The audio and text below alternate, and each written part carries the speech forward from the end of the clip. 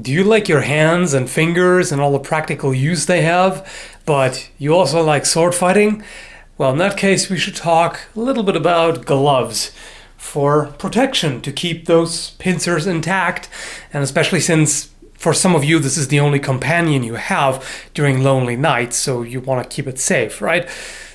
Calm down, I'm just joking. So these are just light padded gloves, and these are good for rapier, but longsword, no, absolutely not. I mean, you could really only do extremely light sparring. I wouldn't even do that. Technique drills, but for that you don't necessarily need gloves. So again, rapier, just fine, no problem. Anything more, it's gonna get problematic. So these here cost around 30 to 50 US dollars. For a while, I actually considered trying these gloves here. They are for unarmed martial arts, and they have plenty of padding, which is nice. But the main problem is the thumb is completely exposed, and the fingers are too. If something comes in from this side, I don't think this would stop the blade. So it's not enough protection. Next step up, and this is what a lot of people use, Lacrosse gloves. These have a lot of padding, as you can see right here, and for light sparring they are generally fine. So it depends on what you're using. And these have some pros and cons, of course, like everything. So on the plus side, they don't hinder you a whole lot. I mean, they're of course somewhat bulky still, and there are a few things that are somewhat more difficult, but especially when you break them in, not really a problem. Guards are just fine. You're rolling from a guard into a cut, and the thumb grip you can do, and it's, overall they work pretty well, but they have certain issues. For example, there are some gaps here between the padding. So if the sword gets in right here, I don't know how well you can see that, right here, there is pretty much nothing. So there have been quite a few cases of people getting broken fingers from sparring in these gloves. So for one, you do have these gaps here in between the pieces of padding where you've got nothing. You also have nothing on the sides. So if you get a hit in from the side, this goes straight on your finger. On the pinky, it has a little bit of padding, but it's really not much. And also really problematic, the fingertips are completely exposed. So if you are unlucky enough to get a strike on your fingertips or on the sides, then yeah, that's gonna be bad news. Well, good news for your doctor, or your surgeon rather, but otherwise not really so good. Oh, by the way, these here are made by Brine. This model is Deft. There are several different models they have. This pair here was $65. They go up to $200. There's some fairly pricey ones. I don't know how much better they are, but I don't think that any of them do not have these particular drawbacks for sword fighting. Then I've got these here. I talked about them before. They are from Fabri Armorum, and no segmented plates here nor at the thumb. So this is as far as I can open my hand. It's really problematic when you want to pick up your sword, and this certainly limits quite a bit what you can do.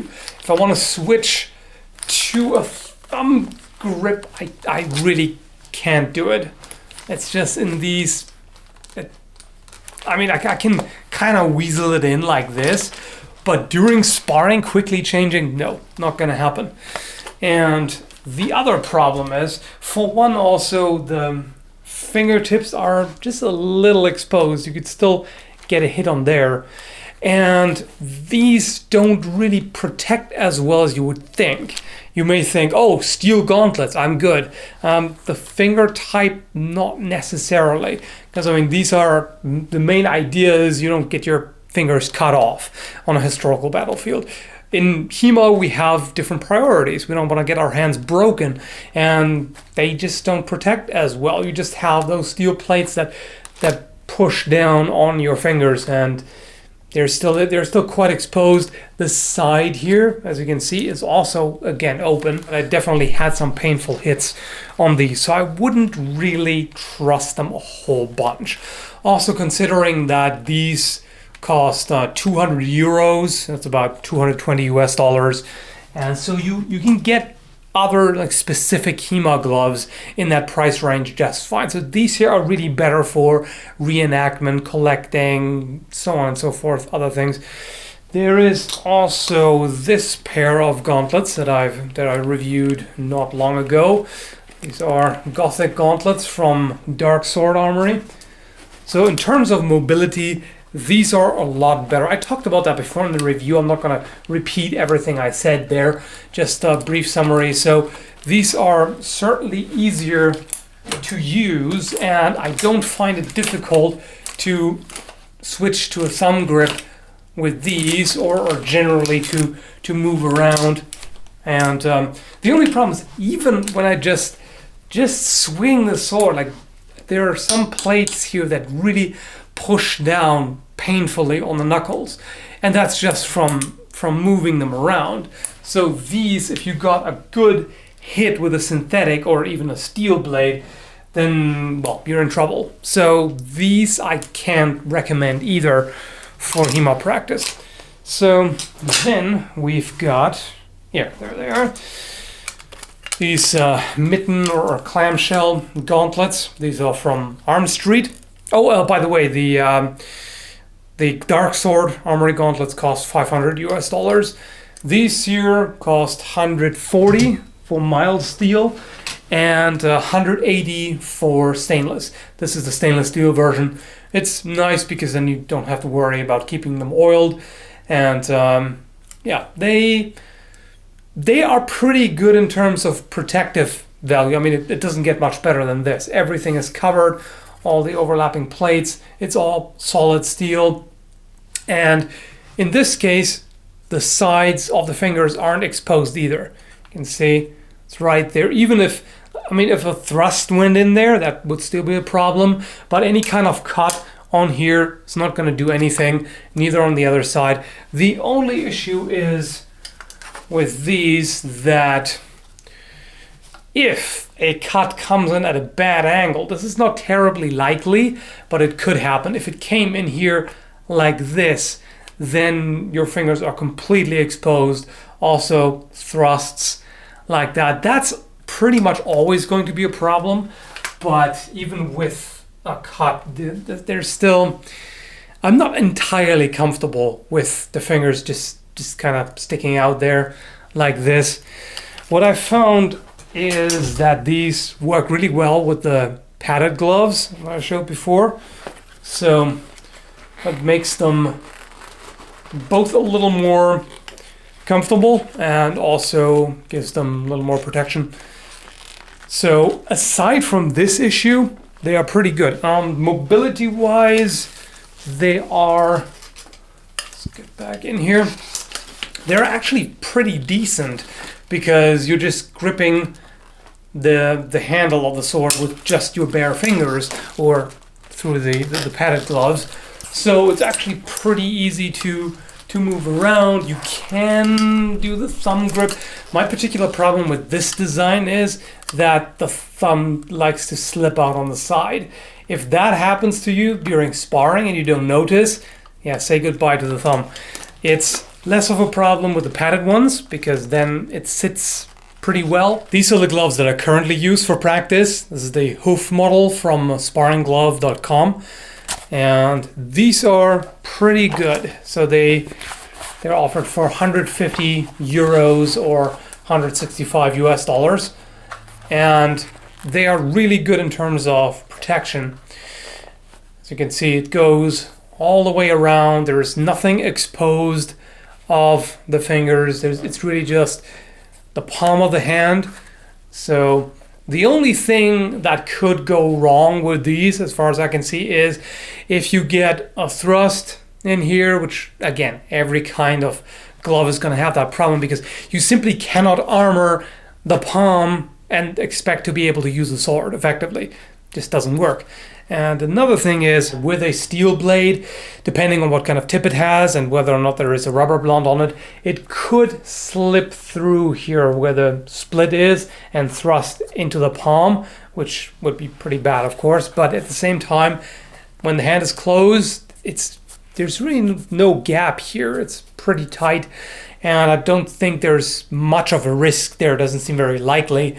However, the fully closed version would be a little safer, and personally I don't see that much of a benefit of having the split here. It would make more of a difference if just the index finger was separate, which would expose it a little more, but then you could do things like with a rapier or side sword, put the index finger up over the guard, which you really can't do with these. Also, what I've noticed is that these separate my fingers. So between the middle and ring finger, there's a bit of a gap. And that means as I close my fingers, it's not a full fist, but it's kind of like this a little bit.